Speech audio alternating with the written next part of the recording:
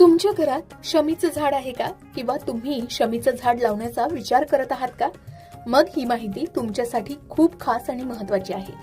शास्त्रामध्ये असं सांगितलंय की शमीचं झाड हे फक्त एक साधं झाड नाही, तर ते शनिदेव, भगवान शिव आणि माता लक्ष्मी यांच्या कृपेचे प्रतीक मानले जाते. अनेक लोकांच्या घरात शमीचं झाड असतं, पण त्याचे खरे आध्यात्मिक महत्त्व आणि त्यातून मिळणारे फायदे फार कमी लोकांना माहिती असतात. असं म्हणतात की ज्या घरात शमीचं झाड योग्य पद्धतीनं जोपासलं जातं, त्या घरातील अनेक अडचणी हळूहळू दूर होऊ लागतात. आर्थिक समस्या असेल, सततची नकारात्मकता असेल, कामामध्ये येणारे अडथळे असतील आणि घरातील अशांतता असेल तर ती कमी होण्यास मदत होते अशी श्रद्धा आहे. पण शमीचं झाड घरात असेल तर नेमके कोणते शुभ संकेत मिळतात?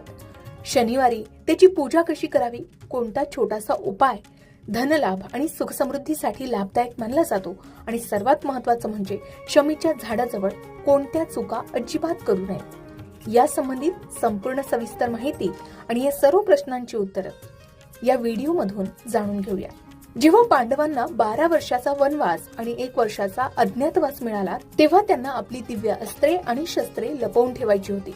त्यांनी संपूर्ण जंगलात या पवित्र शमी वृक्षाची निवड केली आणि आपली सर्व शस्त्र या झाडावर लपवून ठेवली. कौरवांना ती अस्त्रे कधीच सापडू शकली नाहीत. जेव्हा अज्ञातवास संपवून विजयादशमीच्या दिवशी पांडवांनी ती शस्त्र परत काढली, तेव्हा शमी वृक्षाच्या कृपेने त्यांची शक्ती तशीच टिकून होती. म्हणूनच शमीला विजयाचे, संरक्षणाचे आणि यशाचे प्रतीक मानले जाते. असंही मानलं जातं की प्रभू श्री रामचंद्र जेव्हा लंकेला जात होते, त्याआधी रावणाचा वध करण्यापूर्वी शमी वृक्षाची विशेष पूजा केली होती आणि त्यानंतर त्यांना विजय मिळाला. शास्त्रानुसार शमी वृक्षामध्ये साक्षात दैवी ऊर्जा वास करते. या एकाच वृक्षाचा संबंध थेट भगवान शनिदेव, देवाधिदेव महादेव आणि धनलक्ष्मी या तिन्हीशी जोडलेला आहे. म्हणूनच घरात शमीचं झाड असणं हे अत्यंत शुभ संकेत मानले जाते. आता शमीचं झाड तुमच्या घरात असेल तर शास्त्रानुसार तुमच्या दैनंदिन आयुष्यात काय मोठे बदल घडू शकतात? तर घरातील नकारात्मकता दूर होते. कारण अनेकदा घरात विनाकारण भांडणं होतात, मन अस्वस्थ राहतं, कामात मन लागत नाही किंवा सतत काही ना काही अडचणी निर्माण होतात. वास्तुशास्त्रानुसार अशा परिस्थितीत घरात नकारात्मक ऊर्जा वाढलेली असू शकते. असं मानलं जातं की शनीचं झाड हे परिसरातील सर्व वाईट शक्ती आणि नकारात्मक ऊर्जा स्वतःमध्ये शोषून घेते आणि सकारात्मक स्पंदने निर्माण करते.